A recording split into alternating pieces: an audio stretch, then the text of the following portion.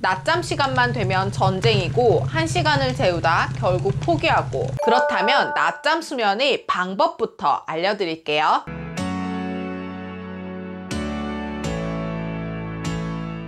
네, 안녕하세요. 이민주 육아상담소 이민주입니다. 한 주간 또 잘 지내셨나요? 육아를 하면 힘들 수밖에 없는 이유가 수만 가지입니다. 그 중에서도 먹는 것, 이 식습관과 자는 것, 수면, 사실 이 두 가지만 잘 되어도 육아가 훨씬 수월해진다는 것은 정말 공감하실 거예요. 잘 먹고 잘 자는 아기, 생각만 해도 우와 소리가 나오죠? 저희 채널에서 수면교육 관련해서는 초기 수면교육, 분리수면, 그리고 유아기 수면교육, 이렇게 3편의 영상을 올려드렸었는데, 이 영상에서 정말 많이 남겨주신 질문이 바로 낮잠 수면의 어려움입니다. 그래서 오늘은 낮잠 수면의 방법과 주의점에 대해 알려드리도록 하겠습니다. 영상 길지 않으니 끝까지 보시고 낮잠 수면도 성공하시길 바랄게요. 먼저 낮잠 수면에 대해 정확하게 아셔야 아이에게 또 제대로 된 낮잠을 제공할 수 있겠죠. 낮잠은 원령이 높아질수록 성인과 비슷한 형태로 하루에 5번 자던 것이 3회, 2회, 1회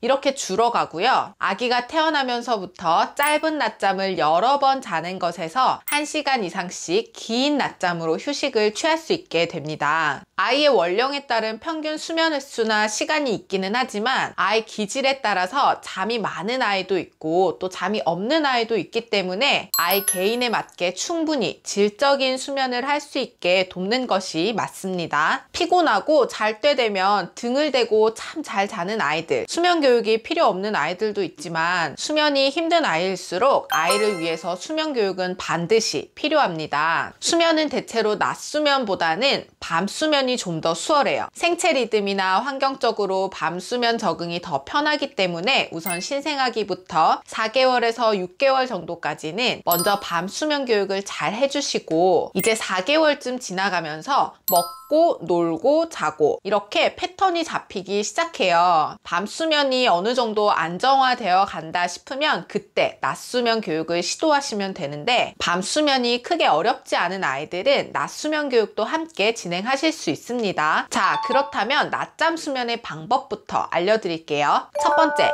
규칙적인 하루 일과 보내기. 매일 규칙적인 하루 일과를 보내는 것은 육아를 해나갈 때 매우 중요한 포인트인데요. 특히 힘들다고 했었던 식습관과 수면에서는 불규칙한 일과가 원인인 경우가 굉장히 많습니다. 아이가 4개월 이전에는 이 패턴을 잡기가 어려울 수 있기 때문에 너무 시간에 부담을 갖지 마시고 일과 시간을 정한 후에 맞춰가는 과정으로 시도해 보세요. 저는 아이 개월수가 달라질 때마다 자는 시간과 먹는 시간을 정해서 일과를 조절했었는데, 그날의 아이 컨디션에 따라 30분 정도는 당겨지거나 또 딜레이 되기는 하지만 대체로 맞춰서 진행을 했고 지금도 여전히 그렇게 하고 있습니다. 이건 아이가 어린이집에 가더라도 안정적인 적응을 돕는 방법이기도 하기 때문에 꼭 실천해 보세요. 그리고 아침 시간 너무 늦게 일어난다면 낮잠이 또 힘들기 때문에 악순환의 반복이 될 수 있어요. 그래서 밤잠 시간이 너무 늦은 것은 아닌지 살펴보고 8시에서 9시쯤에는 수면할 수 있도록 하고, 아침에도 늦어도 8시에는 일어날 수 있도록 해야 합니다. 자, 두 번째는 아기 잠 오는 시간이 아닌 매일 같은 시간, 같은 장소에서 낮잠 수면하기. 보통 낮잠을 재우기 전에 아기가 졸린지 졸리지 않은지 살펴서 낮잠을 결정하더라고요. 아기의 컨디션이나 개인의 기질에 맞게 육아를 해나가는 것은 맞지만 까다로운 기질이던 순한 기질이던 환경 세팅을 하고 그 환경에 잘 적응해 가도록 돕는 것이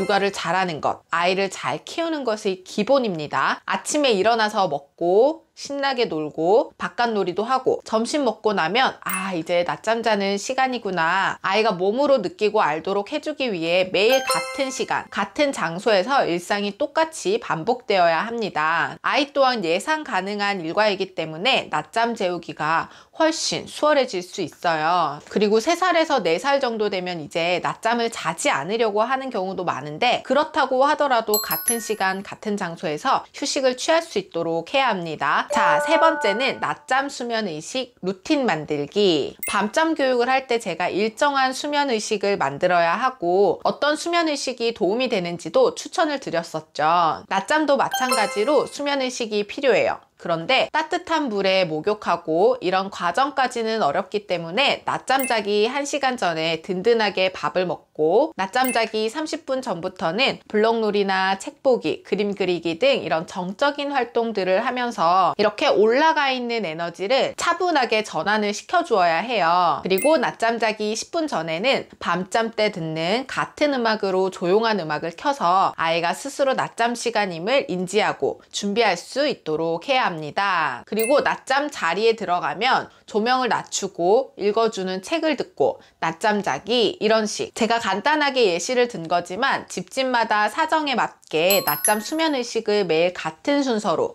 루틴을 정해서 해주셔야 합니다. 자, 네 번째는 수면 환경 점검하기. 밤잠보다 낮잠이 어려운 이유가 바로 일단 밝은 낮이고 엄마 아빠는 잠을 자지 않는데 아이는 잠을 자야 하는 시간이고 그리고 밤 시간보다 생활소음도 많기 때문에 충분히 그럴 수 있겠죠. 신생아기에 밤과 낮을 구분시켜주기 위해서 생활소음이나 밝은 환경을 만들어주는 것과는 다르게 이제 아이가 밤낮을 충분히 구분을 할 수 있다면 그리고 수면이 특히 힘든 아이라면 조명을 낮춰주고 조용한 분위기에서 낮잠을 잘 수 있도록 해주어야 합니다. 또한 아이들이 수면할 때는 온도 습도가 굉장히 예민하기 때문에 온도도 22도에서 24도, 습도도 40에서 60 정도 적정하게 맞춰줄 수 있도록 해야 합니다. 자, 이렇게 규칙적인 하루 일과를 보내고 수면 의식도 만들어주고 또 수면 환경 점검도 되었다면 제가 주의사항 3가지만 알려드릴 테니 꼭 지켜주세요. 자, 첫 번째는 엎거나 안아 재우지 않기. 아기가 6개월 이전이면 아직은 수면이 너무 어렵기 때문에 안아주고 뭐 둥가둥가 해주고 잠들기 직전에 내려놓고 뭐 이런 식으로 수면 교육을 시도해 볼 수 있어요. 하지만 점차 아이가 등을 대고 누워서 잘 수 있도록 도와주셔야 합니다. 그 이유는 돌이 지나면서 아이 신체가 발달하게 되면 자연스럽게 아기는 안겨 있으려고 하지 않아요. 이리저리 돌아다니고 싶어 하는데 아기띠도 거부하고 움직이려고 하겠죠. 그리고 이제 10kg, 뭐 15kg 이렇게 넘어가는 아기를 매일 안고 업고 재우는 건 부모도 또 조부모님들도 몸이 망가질 수밖에 없는 일이겠죠. 그런데 그때까지 앉거나 업어서 재우다가 갑자기 누워서 자도록 교육을 시작하는 건 훨씬 몇 배로 어려운 일입니다. 항상 말씀드리죠. 습관을 형성해 가는 것보다 이미 형성된 나쁜 습관을 고치는 건 훨씬 더 어렵다고. 그렇기에 초기 수면 교육이 이루어지는 때부터 아기가 점차 등을 대고 수면 시간임을 인지하고 스스로 잘 수 있도록 도와주셔야 합니다. 너무 많이 울면 업거나 안아줄 수 있지만 아예 우리 아기는 업거나 안아주지 않으면 잘 수가 없어요 라고 단정 짓고 기회를 뺏지는 마세요. 자, 두 번째는 매일 빠뜨리지 않고 수면 시간 갖기 단 3시 전에 마무리. 저녁에 일찍 자고 아침에 일찍 일어나서 충분히 놀이했는데도 불구하고 아이가 잠을 자지 않는다면 그날도 그냥 지나가는 것이 아니라 같은 시간, 같은 장소에서 휴식해야 합니다. 피곤할 때 코르티솔이라는 호르몬이 치솟게 되는데 그러면 성장에도 영향을 줄 뿐만 아니라 짜증도 많아지고 스트레스도 많이 받게 되고 이게 매일 반복되다 보면 뇌의 일부 신경 조직에도 영향을 줄 수 있다는 연구 결과가 있다고 합니다. 그렇기 때문에 아기가 졸린 제스처를 취하지 않는다고 해서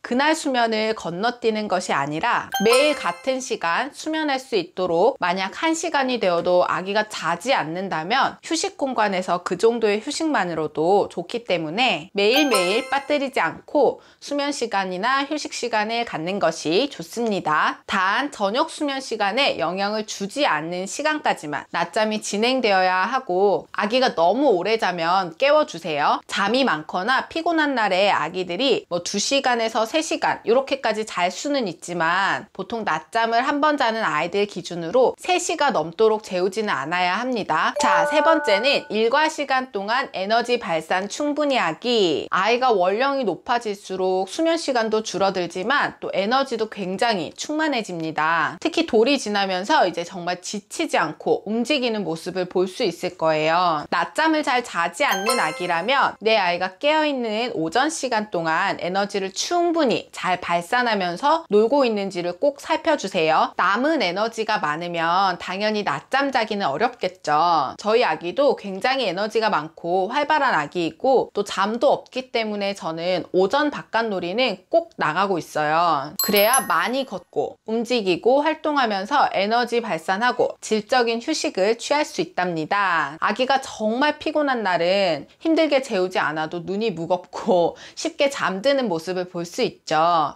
같은 원리라고 보시면 됩니다. 활동과 놀이를 충분히 많이 할 수 있게 해주세요. 자, 이렇게 오늘은 아기 낮잠에서 양육자의 역할과 주의사항에 대해 알아보았는데요. 도움이 되셨나요? 아이의 개월수가 다르기 때문에 융통적으로 잘 적응해 보시면서 낮잠 교육도 꼭 성공하시길 바랄게요. 오늘의 육아도 화이팅 하시고 저는 다음 시간에 또 만나요. 안녕.